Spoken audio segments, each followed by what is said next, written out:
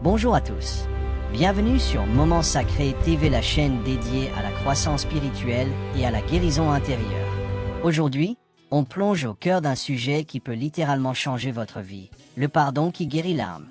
Imaginez un instant, vous êtes assis là, avec ce nœud au ventre, cette rancune qui vous ronge depuis des mois, des années peut-être, une trahison d'un ami, une dispute familiale qui a dégénéré, ou même une offense au travail qui vous empêche de dormir la nuit. Et si je vous disais que le remède à cette souffrance est déjà en vous, pas une pilule magique, pas une thérapie coûteuse, mais un pouvoir divin offert par Dieu lui-même. Le pardon. Le pardon, ce n'est pas pour les faibles. C'est pour les courageux qui choisissent la liberté plutôt que la prison de l'amertume. Dans cette vidéo, on va explorer ensemble comment le pardon guérit l'âme, basé sur les enseignements profonds des Écritures. On va voir pourquoi c'est un commandement divin, les dangers mortels de ne pas pardonner, des exemples bibliques qui vous inspireront, et surtout, un guide pratique pour appliquer le pardon dans votre vie quotidienne. Si vous êtes prêt à lâcher prise, à retrouver la paix et à restaurer votre relation avec Dieu, restez avec moi jusqu'à la fin. Et n'oubliez pas, likez la vidéo si ça vous parle, abonnez-vous pour plus de contenu transformateur et activez la cloche pour ne rien rater. Allons-y. Chapitre à la nature du pardon selon les Écritures. Commençons par les bases. Qu'est-ce que le pardon? Vraiment? Selon la Bible, le pardon n'est pas un vague sentiment de tolérance. C'est une force puissante ancrée dans l'amour infini de Dieu. Pensez à Éphésiens 4,32, « Soyez bons les uns envers les autres, compatissants, vous pardonnant réciproquement, comme Dieu vous a pardonné en Christ. » Waouh, c'est clair? Non? Dieu nous a pardonné en premier, à travers le sacrifice de Jésus. C'est cette grâce immense qui nous permet de pardonner aux autres. Sans cela, on serait coincé dans nos fautes éternellement. Mais attention, le pardon n'est pas une option sympa pour les dimanches matins. C'est un commandement direct de Jésus. Dans Matthieu 6, 14-15, il dit « Si vous pardonnez aux hommes leurs offenses, votre Père céleste vous pardonnera aussi. Mais si vous ne pardonnez pas aux hommes, votre Père ne vous pardonnera pas non plus vos offenses. » Imaginez, votre propre pardon divin dépend de votre capacité à pardonner. C'est comme une chaîne. Si vous bloquez le flux, tout s'arrête. Pour nous, disciples de Christ, pardonner c'est obéir, c'est aligner notre cœur sur celui de Dieu. Et croyez-moi, quand on commence à comprendre ça, l'âme commence déjà à guérir. Posez-vous la question, qui avez-vous besoin de pardonner aujourd'hui pour libérer votre propre âme? Partie 2, le poison de l'absence de pardon. Maintenant, parlons du revers de la médaille. Que arrive-t-il quand on refuse de pardonner? C'est comme avaler du poison en espérant que l'autre meure. Hébreux 12h15 nous met en garde. Veillez à ce que personne ne se prive de la grâce de Dieu, à ce qu'aucune racine d'amertume, poussant des rejetons, ne produise du trouble et que plusieurs n'en soient infectés. Cette racine d'amertume, elle commence petite, une offense non traitée, et puis elle grandit, contamine vos pensées, vos relations, toute votre vie spirituelle. Les conséquences sont dévastatrices. Spirituellement, votre prière est bloquée. Marc 11h25 le dit. Lorsque vous êtes debout faisant votre prière, si vous avez quelque chose contre quelqu'un, pardonnez, afin que votre Père qui est dans les cieux vous pardonne aussi vos offenses. Émotionnellement, c'est la porte ouverte à la colère, la dépression, le découragement. Vous devenez prisonnier de votre propre ressentiment. J'ai vu des gens, peut-être comme vous, qui portent ce fardeau. Nuit blanche, santé qui décline, joie évaporée. L'âme non pardonnante devient un terrain miné, où chaque souvenir ravive la douleur.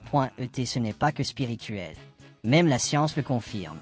Des études montrent que le ressentiment chronique augmente le stress, affaiblit le système immunitaire. Mais Dieu nous offre mieux, une guérison totale par le pardon. Si vous sentez cette amertume en vous, c'est le moment de l'affronter. Ne laissez pas ce poison vous détruire de l'intérieur. Partie 3, exemple biblique du pardon guérisseur. Pour rendre ça concret, regardons des histoires vraies de la Bible qui montrent le pardon en action. D'abord, Joseph et ses frères dans Genèse 45, 1-15. Imaginez, trahi par sa propre famille, vendu comme esclave, jeté en prison. Des années de souffrance. Pourtant, quand il les revoit, il pleure et dit « Maintenant, ne vous affligez pas et ne soyez pas fâchés de m'avoir vendu pour être conduit ici, car c'est pour vous sauver la vie que Dieu m'a envoyé devant vous. » Incroyable! Joseph n'a pas minimisé la trahison, mais il a vu le plan de Dieu derrière. Son pardon a guéri son âme blessée et restauré toute la famille. C'est la preuve que le pardon transforme le mal en bien. Ensuite, l'exemple ultime, Jésus sur la croix, Luc 23h34. Cloué, torturé, il prie. Père, pardonne-leur, car ils ne savent ce qu'ils font. Même dans l'agonie, Jésus choisit le pardon. Pas de vengeance, pas de haine. Ça nous montre que le pardon est possible, même dans les pires situations. Si Jésus l'a fait pour ses bourreaux, comment pourrions-nous refuser pour nos offenses mineures? Et n'oublions pas la parabole du serviteur impitoyable dans Matthieu 18, 21-35. Un serviteur est pardonné d'une dette énorme par son maître, comme nos péchés devant Dieu. Mais il refuse de pardonner une petite dette à un collègue. Résultat, il est jeté en prison. La leçon est claire, si on a reçu un pardon infini, on doit pardonner les petites offenses. Refuser révèle qu'on n'a pas saisi la grâce de Dieu. Ces histoires ne sont pas juste des contes anciens. Elles sont des modèles pour nous. Appliquez-les. Pensez à une trahison dans votre vie. Comme Joseph, voyez le bien potentiel. Comme Jésus, priez pour l'offenseur. Votre âme en sera guérie. Partie 4. Comment le pardon guérit l'âme? Passons à l'essentiel. Comment le pardon opère-t-il cette guérison miraculeuse? D'abord, il libère du fardeau. Romains 12h19. Ne vous vengez point vous-même, bien-aimés, mais laissez agir la colère, car il est écrit: à moi la vengeance, à moi la rétribution, dit le Seigneur. Quand on pardonne, on dépose la vengeance aux pieds de Dieu. Ce poids qui nous écrasait, il disparaît, laissant place à une paix profonde. Ensuite, il restaure la communion avec Dieu. Notre relation verticale est rétablie.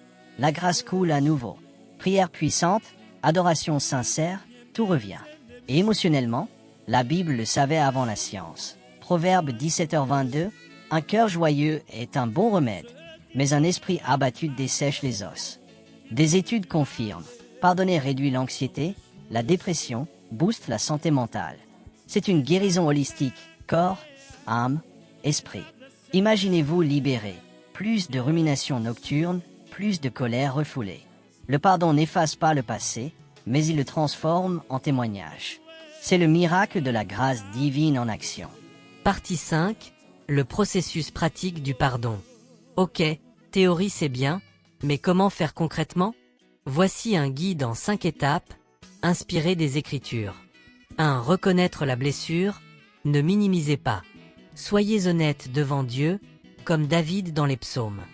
Dites, Seigneur, ça fait mal. C'est le premier pas vers la guérison. 2. Choisir de pardonner par obéissance. C'est un acte de volonté, pas un feeling. Colossiens chapitre 3 verset 13.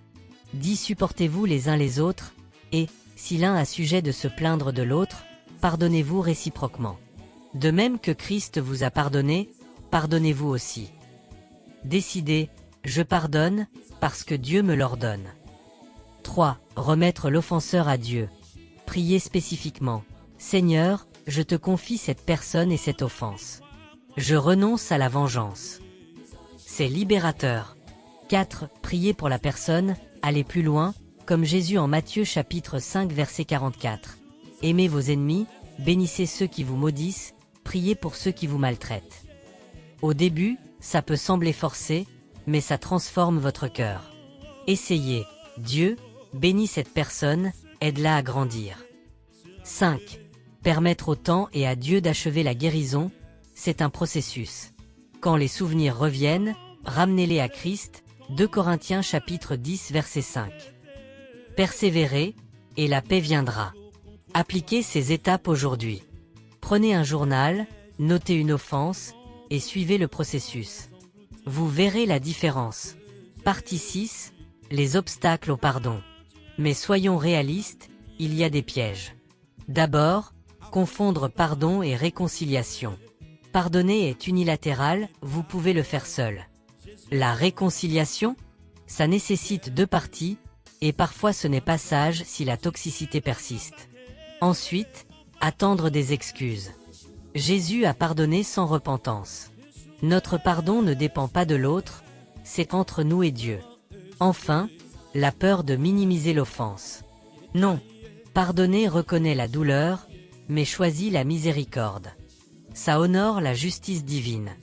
Surmontez ces obstacles en vous rappelant la croix, Christ a tout pardonné. Vous pouvez aussi. Conclusion, embrassez le pardon. En conclusion, le pardon qui guérit l'âme est un miracle de la grâce. C'est un cadeau pour vous autant que pour l'autre. Libéré de l'amertume, votre âme s'épanouit dans la présence de Dieu. Comme dans Colossiens chapitre 3 verset 15. Et que la paix de Christ, à laquelle vous avez été appelés pour former un seul corps, règne dans vos cœurs. Et soyez reconnaissants. Que Dieu vous donne la force de pardonner. Si cette vidéo vous a touché, partagez votre histoire en commentaire. Qui avez-vous pardonné? Likez, abonnez-vous et rejoignez la communauté pour plus de guérison spirituelle. Merci d'avoir regardé. Que la paix de Christ soit avec vous. Amen.